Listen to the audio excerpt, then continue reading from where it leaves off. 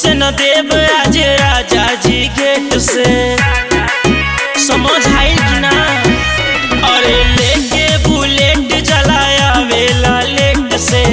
घुस न देव आज राजा जी गेट से। कहतनी साचे तू बतिया के सह ए राजा जी।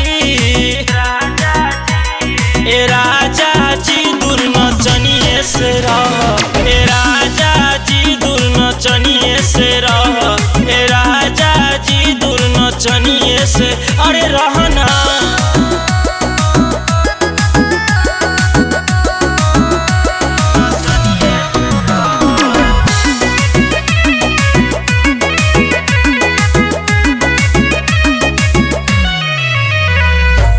होकते बिहान चाहे दिन दोपहर में डूबल रहेला राजा विष के बियर में।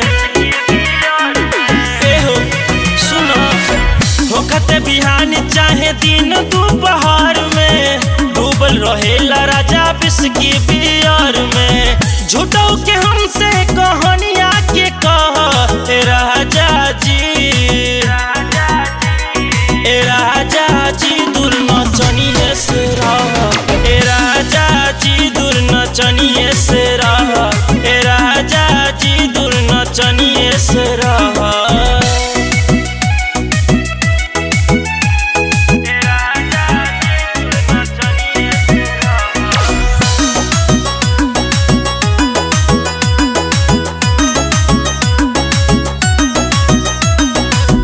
कैसे कइले जाला राजा जी कमैया।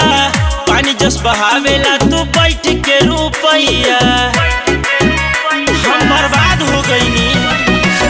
कैसे कइले जाला राजा जी कमैया। पानी जस बहावेला तू बैठ के रुपैया। गौतम रवि खाई क्रिया तू कह ए राजा जी। ए राजा जी दूर नचनिए से रह। ए राजा जी दूर नचनिए से रह।